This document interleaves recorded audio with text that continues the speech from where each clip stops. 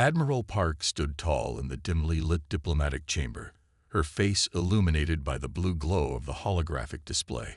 The image of Imperial Envoy Ta flickered slightly, his alien features set in a permanent look of disdain. Behind Park, Earth's Defense Council members watched in tense silence. "This is our fifth and final warning," Park said, her voice calm but firm. "Earth's sovereign space has been violated repeatedly by Imperial vessels. We demand an immediate cessation of these intrusions." Humanity had changed greatly in the 3 centuries since first contact with the Galactic Empire. What began as excitement at discovering they weren't alone in the universe quickly soured into wariness. The Empire viewed Earth as nothing more than a curiosity, a backwater planet barely worth acknowledging except for occasional resource extraction. Envoy Ta's mouth twitched in what passed for a smile among his species.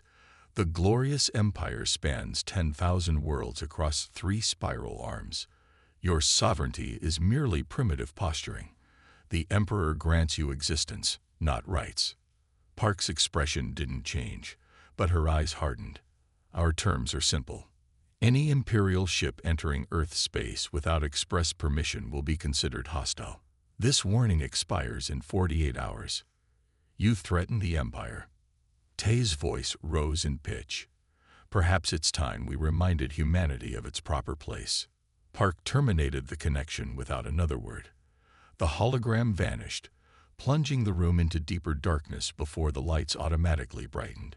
Defense Minister Han approached Park, his weathered face grim. "That went as expected."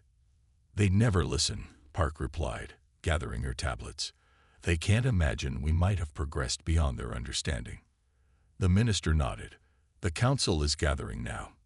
It's time for the vote." Hours later, in the grand circular chamber of Earth's United Council, representatives from all human territories, orbital, planetary, and deep space, filled the tiered seats. The mood was solemn as Council President Wang called the emergency session to order. Representative Kim, a tall woman with silver-streaked hair, rose from her seat. The room fell completely silent. "For 300 years," she began, "humanity has endured the Empire's condescension, their resource theft, their violations of our space. We've sent diplomatic envoys. We've issued warnings. We've demonstrated technological capabilities far beyond what they believe we possess." Kim paused, looking around the chamber. "Yet they persist in treating Earth as a primitive outpost suitable only for exploitation. Today, they threatened us directly when we asked simply for respect of our boundaries." Murmurs filled the room. Kim raised her hand for silence. "The Empire doesn't understand us. They cannot comprehend that we chose isolation not from weakness, but from strength. They don't know what we've become while they weren't watching." She straightened her shoulders. "The time has come. I move to enact the closed-door protocol." The words hung in the air. The closed-door protocol had been developed decades ago, but never implemented, a comprehensive defense strategy that would effectively remove Earth from Imperial access. Council President Wang stepped forward. "This is not a decision to be taken lightly. Once enacted, there's no simple way to reverse course. The Empire will view this as direct defiance." "They already do," said Representative Jun from the Mars Coalition. Standing. "I second the motion." Wang looked around the chamber. "Very well. The motion to enact the closed-door protocol has been moved and seconded. We will now vote." One by one, representatives activated their voting panels. Green lights began to appear on the main display, each one representing the yes vote. Not a single red light appeared.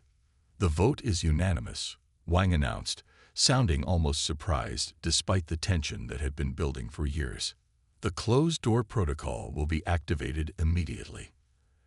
As the session ended, Admiral Park met Representative Kim in the antechamber. They'd been friends since their academy days. "So it begins," Kim said quietly. Park nodded. "The defense grid is ready. Quantum barriers are at full capacity. The mirror fleet is prepared." "They'll test us," Kim warned. "They can't imagine we've surpassed them." "Let them come," Park replied. They've never understood that humanity's greatest strength isn't our technology, but our stubborn refusal to be subjugated. As they looked out the massive windows at the earth below, both women knew that tomorrow would mark a new chapter in human history, one where humanity would no longer ask for respect, but demand it. Emperor Du sat upon his crystalline throne, his long fingers tapping against the armrest as he reviewed the message from Earth. The grand imperial chamber stretched around him, officials and advisors waiting in nervous silence. The massive view screen before them displayed Earth's formal notice, a simple document declaring the planet off-limits to imperial vessels. "How amusing," Emperor Du said finally, a smile spreading across his pale features. His voice echoed throughout the chamber. "These humans actually believe they can dictate terms to the Empire." Intelligence Director Lee stepped forward, bowing deeply. "Your Majesty, Earth has been increasingly resistant to our presence in their system. This is their most direct challenge yet." "A challenge?" Emperor Du laughed, the sound sharp and cold. "One cannot be challenged by insects. This is merely an annoyance to be corrected." He straightened in his throne, his decision made. "Send the 7th Fleet. A small disciplinary action should remind these humans of reality." Director Lee hesitated before speaking. "As you command, Your Majesty, though I must report that our data on Earth's current capabilities is limited." The Emperor waved his hand dismissively. What capabilities could they possibly have developed in their isolation? Their planet was barely entering their space age when we discovered them. The 7th Fleet carries enough firepower to reduce their major cities to ash if necessary. "Yes, Your Majesty." Director Lee bowed again and retreated. Admiral J, commander of the 7th Fleet, received his orders with pride. Disciplining a backwater world would be simple work, but still a chance to demonstrate his loyalty to the Emperor. He assembled 50 warships, a small force by imperial standards, but overwhelming for a single planet. Set course for the Sol system. He commanded from the bridge of his flagship, the Imperial Fist. "We will arrive in their space in 3 days." As the fleet traveled through hyperspace, Admiral J reviewed the sparse intelligence on Earth. "They've been unusually secretive about their technological development," his second-in-command noted. "Secrecy is not the same as strength," Admiral J replied confidently. "We'll give them one chance to submit before we begin orbital strikes." 3 days later, the Imperial fleet emerged at the edge of Earth's solar system. Admiral J immediately broadcast his message throughout all frequencies. "Attention Earth government. This is Admiral J of the Imperial 7th Fleet. Your defiance of Imperial authority is unacceptable. Lower any defensive measures and prepare to receive Imperial representatives who will establish new governance protocols. You have 1 hour to comply." No response came. "Move the fleet forward," J ordered. "Approach Earth directly." As the Imperial ships crossed the orbital path of Mars, automated warning buoys activated. "Imperial vessels, you have entered Earth's sovereign defense perimeter without authorization. Reverse course immediately or defensive measures will be deployed." Admiral J laughed. "Continue forward. Weapons systems on standby." The fleet pressed onward. When they reached the boundary indicated by the warning buoys, nothing happened at first. Admiral J smiled in satisfaction. "Empty threats, as expect." His words died as a shimmering wave of energy suddenly appeared ahead of them, spreading rapidly in all directions. It wasn't a physical barrier. It looked more like heat distortion in air, but spanning thousands of kilometers.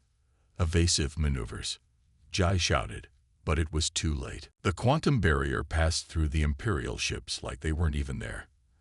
As it did, every system on board shut down simultaneously. Engines, weapons, life support, communications, all disabled in an instant. Emergency power activated on the flagship, providing minimal lighting and air circulation.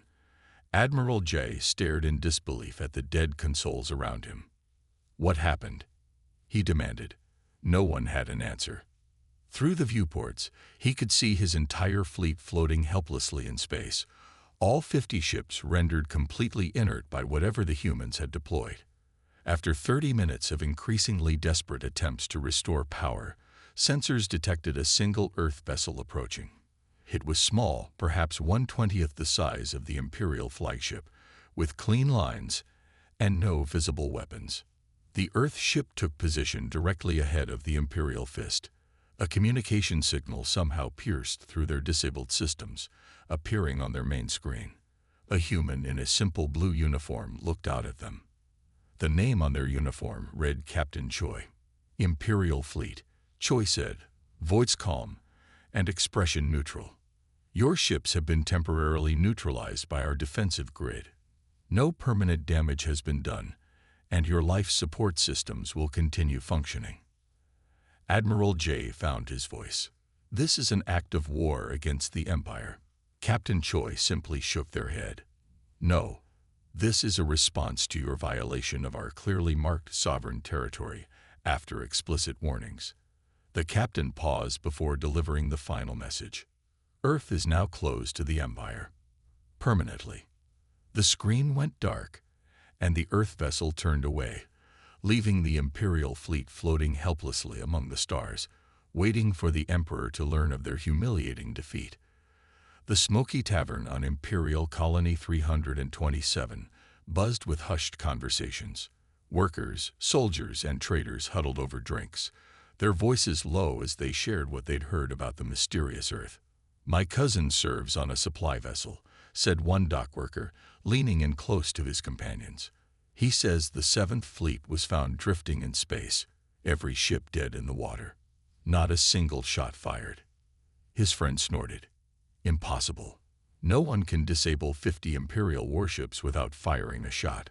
The humans did, insisted the dock worker. And then they just let them go, towed them to the edge of their system, and sent them home. Similar conversations play out across thousands of worlds in the Empire. In marketplaces and factories, in homes and schools, people whispered about Earth, the planet that had defied the Empire and somehow survived. Official Imperial channels stayed silent on the matter. The 7th Fleet's mission was classified as completed with no further details, but too many crew members had families, and stories spread quickly. On Imperial Center, the gleaming capital world of the Empire, Science Minister Shin entered the vast circular chamber of the Imperial Council. Emperor Du sat at the head of the black stone table, his face shadowed despite the bright lights above. Your report, Minister, the Emperor said, his voice oddly flat. Shin swallowed hard. Your Majesty, we've analyzed all available data from the 7th Fleet's encounter with Earth's defensive system. I regret to say we still can't explain what happened. Other council members shifted uncomfortably. Failure was not tolerated well in the Imperial Court. How did they disable an entire fleet? Asked Shin, referring to his notes. The energy signature doesn't match any known weapon. It wasn't an electromagnetic pulse. It wasn't a computer virus. It seemed to cancel energy transfer at the quantum level. Impossible, snapped War Minister Ba. Such technology is theoretical at best. Yet it happened, Shin replied carefully. Moreover, our long-range scans show massive construction in Earth's orbit. They're building something big. Emperor Du's hand slammed down on the table. Enough. Earth has hidden in isolation for too long. While we believed them primitive, they were developing weapons that could threaten us. His eyes burned with intensity. Earth represents a threat to imperial stability that cannot be tolerated. War Minister Ba leaned forward. Then let us crush them, Your Majesty. Not a small fleet this time. Let us send the combined might of the Imperial Armada. The Emperor nodded slowly. Begin preparations. I want every available warship. I want our best troops. I want weapons that will reduce their world to ash. He stood, and everyone rose quickly with him. Earth's defiance ends. Permanently. As the council members filed out, Intelligence Director Lee approached the Emperor privately. Your Majesty, there is something else. Our deep cover agent on Mars sent a partial transmission before going silent. The humans appear to have developed something they call the Void Mirror. We don't know what it is, but they seem very confident it will protect them. Emperor Du's expression darkened further. Find out what it is. We attack in 6 months. Across the void of space on Earth, Defense Commander Yoon stood in the massive underground command center. Around her, hundreds of technicians monitored systems and ran simulations. Above, on massive screens, satellite images showed the orbital defense platforms nearing completion. Status report, Yoon said to her team leaders. Quantum barrier generators at 100%, reported Energy Systems Chief Jin. We've expanded the range to cover the entire solar system. Void mirror calibration at 93%. Added Technology Director Song. The final adjustments will be complete within 3 weeks. Yoon nodded, studying the readiness charts. Earth had changed dramatically in the years since they'd chosen isolation from the Empire. United under threat, humanity had advanced faster than anyone could have predicted. The Empire's occasional intrusions had provided valuable intelligence about their technology, which Earth had both matched and surpassed. The Empire's communications have increased by 300% in the last week, Intelligence Officer Kang reported. They're mobilizing on a scale we haven't seen before. Yoon looked at the gathered team. These were the best minds Earth had to offer, people who had dedicated their lives to protecting their home. They'll return with everything they have, she said calmly. Not just a fleet this time, but an armada. The Emperor cannot tolerate our defiance. His entire rule is based on absolute control. She straightened her shoulders. We must be ready. Are we? Asked someone from the back of the room. Yoon allowed herself a small smile. We've been preparing for this day for a century. The Empire thinks they know us. They think we're just another world to conquer. She gestured to the screens showing Earth's defenses. They have no idea what they're about to face. In the depths of space, both sides prepared for a confrontation that would change the galaxy forever. The Imperial flagship, Eternal Dominion, emerged from hyperspace at the edge of Earth's solar system, a massive vessel stretching 16 kilometers from bow to stern. Behind it came the largest military force the galaxy had ever seen, over 3,000 warships arranged in perfect battle formation. Emperor Du stood on the command bridge, watching with satisfaction as his armada continued to materialize against the backdrop of stars. Impressive, isn't it? He said to War Minister Ba.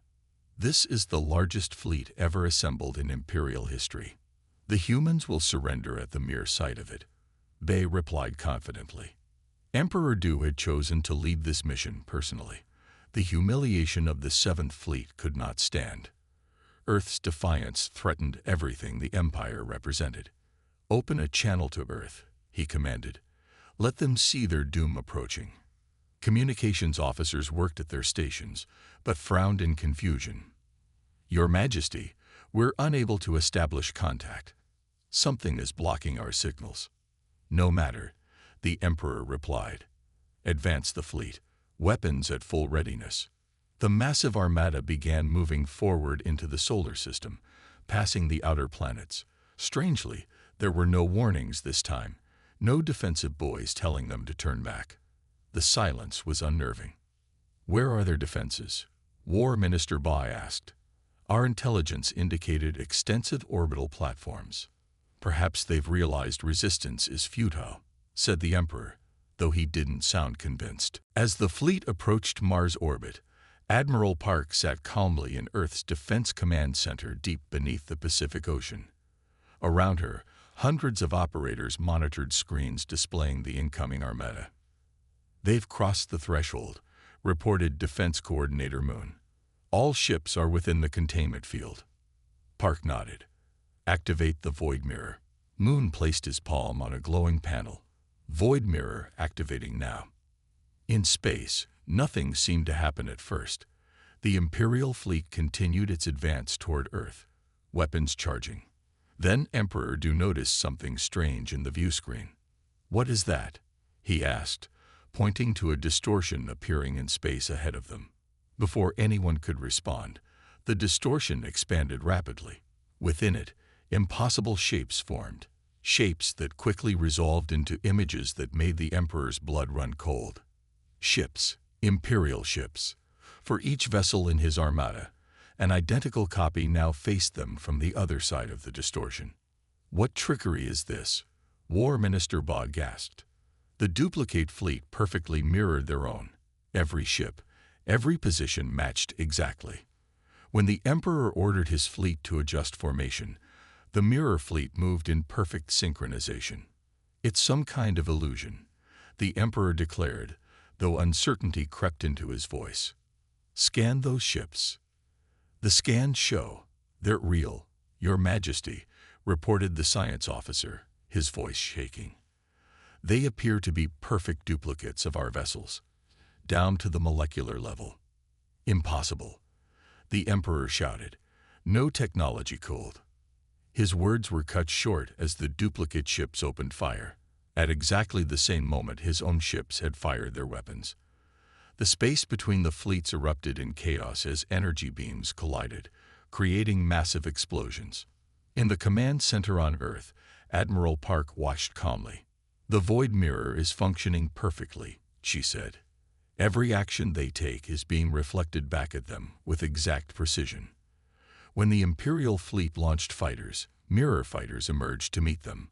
When they fired torpedoes, duplicate torpedoes intercepted them. It was a perfect stalemate, one that the Imperial forces could not win. After 3 hours of futile battle, with numerous Imperial ships damaged by their own reflected firepower, something new happened. A small Earth vessel appeared between the fleets. It was the same ship that had confronted the 7th Fleet months earlier. On the bridge of the Imperial flagship, Emperor Du received a direct transmission. Captain Choi's face appeared on screen. "Emperor Du," said Choi, "this pointless battle ends now. Your ships are trapped in our void mirror field. They can either retreat intact or continue fighting their own reflections until they destroy themselves." "This is impossible technology," the Emperor raged. "You cannot." His ship suddenly shuddered as systems began shutting down throughout the vessel. A strange light filled the bridge, and when it faded, the Emperor found himself standing in a plain white room on Earth, facing Captain Choi in person. "How?" the Emperor began, confused by his sudden transportation. "Quantum teleportation," Choi explained simply. "Just one of many technologies we developed while you ignored us." The Emperor's anger flared. "You will release me immediately. My fleet will reduce this planet to ash." "Your fleet is currently powerless," Choi replied calmly. "We could have destroyed every ship, killed every crew member." Choi stepped closer to the Emperor. "We could have destroyed your fleet, but we chose not to. That is the difference between us, Emperor. Not technology, but choice." For the first time in his long reign, Emperor Du felt something unfamiliar: fear. The screens across the Imperial territories flickered to life simultaneously, overriding the normal propaganda broadcasts. On thousands of worlds, millions of beings, humans and non-humans alike, watched in stunned silence as the impossible unfolded before their eyes. The footage showed the mighty Imperial armada facing exact duplicates of themselves, weapons fire reflecting back in perfect symmetry. The narration, translated into all major Imperial languages, was simple and direct. "This is not altered footage. This is what happened when Emperor Du brought 3,000 warships to Earth." In crowded plazas and private homes, citizens of the Empire witnessed something they had never seen before: Imperial forces utterly neutralized without a single casualty. The broadcast continued, showing the Emperor himself being teleported from his flagship. "We chose peace over destruction," the Earth narrator explained. "Every Imperial crew member is alive. Every ship can be repaired. We seek no conquest, only recognition of our right to exist as we choose." On the Imperial homeworld, the High Council watched the broadcast in stunned silence. They had no way to block it. Earth's technology had bypassed their most sophisticated communication safeguards. "This cannot be allowed to spread," hissed one counselor. The outer worlds will revolt if they see this. But it was too late. The broadcast had reached everywhere, even the most distant colonies. 3 days later, Emperor Du returned to Imperial Center. His grand arrival ceremony was subdued. The Emperor, who had left with the greatest fleet in history, had returned in a single cruiser, escorted by a small Earth vessel that departed as soon as he was safely delivered. The following day, Emperor Du addressed the Council. Earth will be recognized as a sovereign territory, outside imperial control, he stated flatly. His normal confidence was diminished. Their boundaries will extend throughout their solar system. No imperial vessels will enter their space without express permission. This is unprecedented, objected War Minister Ba.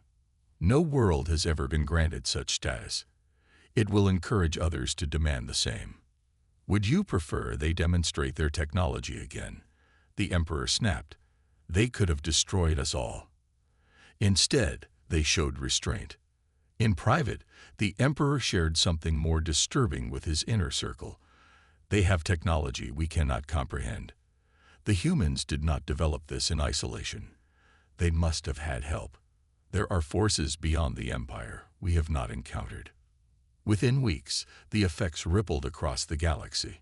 On Praxis IV, a mining colony exploited for generations, workers rose up and declared independence. When Imperial forces arrived to suppress the rebellion, they found Earth observers already there. We will not interfere, the Earth representative explained to the Imperial commander. But we will document everything that happens here and broadcast it across the galaxy. Faced with such scrutiny, the Imperial forces used minimal violence. The pattern repeated on a dozen worlds, then 100, not through military intervention, but simply by bearing witness. Earth changed how the Empire operated. 2 months after the confrontation, Representative Kim stood in Earth's Grand Reception Hall, welcoming delegates from 47 formerly Imperial worlds. Some were human colonies that had lost contact with Earth centuries ago. Others were non-human species who had lived under Imperial rule for generations. Earth does not seek to replace the Empire as a dominant power, Kim explained to the assembled delegates. We propose something new, a galactic council where all sovereign worlds have equal voice. The delegates, many still amazed they were standing on the legendary Earth, listened intently. Our technology is available to all who join in peaceful cooperation, Kim continued. Not weapons, but defensive systems. Not tools of conquest, but of protection. Each world must find its own path, but none should fear destruction for that choice. As the formal council session ended, Admiral Park and Captain Choi stood on the observation deck of Earth's orbital diplomatic station. Below them, the blue-green planet rotated slowly, while outside the massive windows, ships from dozens of worlds moved through space, a sight unimaginable just 1 year earlier. Did you ever think it would come to this? Park asked, gesturing at the gathered diplomatic vessels. Never, admitted Choi. When we enacted the closed-door protocol, I thought we were choosing isolation forever. They watched as a ship from one of the outer colonies docked with a vessel from the former Imperial core worlds, old enemies now cautiously engaging in dialogue. Ironic, Choi remarked with a small smile. By closing our doors, we opened up the entire galaxy. Park nodded, looking out at the stars. The Empire never understood us. They thought our isolation was weakness, that we feared them. They never realized we were preparing, not for war, but for this moment. What happens next? Choi asked. That's the beautiful part, Park replied. For the first time in 10,000 years, no single power decides what happens next. We all do together. In the coming years, the galaxy would transform. The Empire would not fall, but would gradually reform into one voice among many in the new Galactic Council. Earth, the planet that had shut its doors to conquerors, had inadvertently opened them to something much greater, a future where strength was measured not by dominance, but by cooperation.